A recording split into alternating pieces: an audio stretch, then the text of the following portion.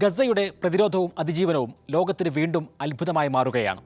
15 മാസം ലോകത്തെ എല്ലാ അത്യാധുനിക സൗകര്യങ്ങളും ആയുധങ്ങളും ഉപയോഗിച്ച് ഗസയെന്ന കൊച്ചുതുരുത്തിനെ തച്ചു തകർത്ത ശേഷവും ഹമാസ് അവിടെ മുമ്പത്തേക്കാൾ ശക്തമായി തിരിച്ചു വന്നിരിക്കുന്നു. 15 മാസം ബന്ദികളെ സംരക്ഷിച്ച ശേഷം കൈമാറുന്ന ദൃശ്യങ്ങൾ ചരിത്രത്തിൽ സമാനതകൾ ഇല്ലാത്തതായിരുന്നു. ഗസ സിറ്റിയിൽ നിന്നാണ് ഈ ദൃശ്യം. 3 വനിതാ ബന്ദികളെ ഹമാസ് കൈമാറുകയാണ്. ഹമാസിന്റെ സൈനിക വിഭാഗമായ അൽ-ഖസാം ബ്രിഗേഡിലെ 100-ലധികം പോരാളികളാണ് നിരന്നു നിൽക്കുന്നത്. എങ്ങനെയാണ് ഹമാസ് ഇവരെ ഇത്രയും കാലം സംരക്ഷിച്ചത് എന്നതിൻ്റെ ഭാവപ്രകടനമായിരുന്നു ബന്ദികളുടെ മുഖത്ത്. ഈ കൈമാറ്റം നടന്ന ഗസ സിറ്റി എന്നത് ആദ്യമായി ഇസ്രായേൽ കരസേന എത്തിയ പ്രദേശമാണ്.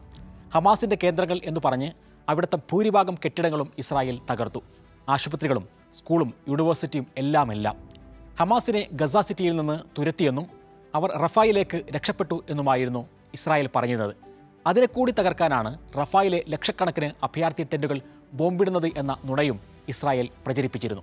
എന്നാൽ ഹമാസിനെ നശിപ്പിക്കാൻ ഇസ്രായേലിന് കഴിഞ്ഞിട്ടില്ല എന്നു മാത്രമല്ല, ഗസ സിറ്റിയിൽ തന്നെ ഹമാസ് എത്രമാത്രം ശക്തമാണ് എന്നും ഈ ദൃശ്യങ്ങൾ തെളിയിക്കുന്നു. ബന്ദികൾക്ക് അടിയന്തര വൈദ്യസഹായം നൽകാൻ ഇസ്രായേൽ ആശുപത്രികളിൽ വലിയ സംവിധാനങ്ങൾ ഒരുക്കിയിരുന്നു. എന്നാൽ അതിൻ്റെ ഒരു ആവശ്യവും ഇല്ലായിരുന്നു.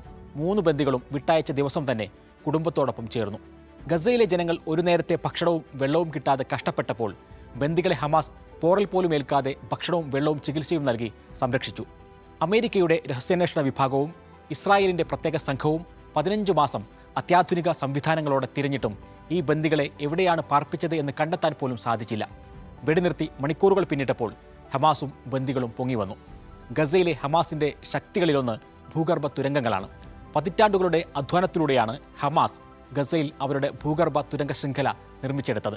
ഇത്രയും കാലമായിട്ടും ഇസ്രായേലിന് ഈ ശൃംഖലയെ നശിപ്പിക്കാൻ കഴിഞ്ഞിട്ടില്ല.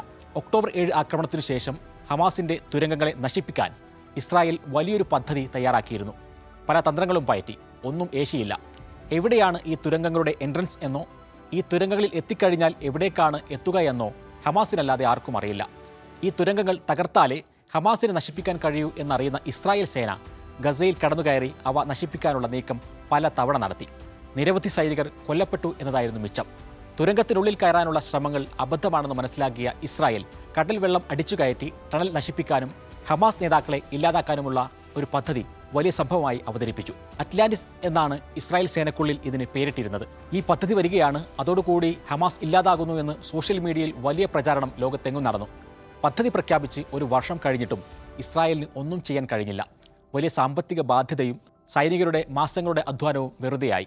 ബന്ദികളെ സൈനിക ശേഷി ഉപയോഗിച്ച് മോചിപ്പിക്കും, അതുവരെ യുദ്ധം തുടരും എന്നായിരുന്നു നെതന്യാഹു ഇത്രയും കാലം പറഞ്ഞുകൊണ്ടിരുന്നത്.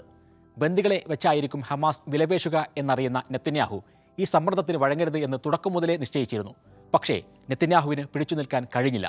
ബന്ദികളെ വിട്ടുകിട്ടാൻ ഹമാസിന് മുമ്പിൽ കീഴടങ്ങുക എന്നല്ലാതെ മറ്റു മാർഗമില്ല എന്ന തിരിച്ചറിവിൻ്റെ കൂടി അടിസ്ഥാനത്തിലായിരുന്നു ഇപ്പോഴത്തെ ഈ വെടിനിർത്തൽ കരാർ.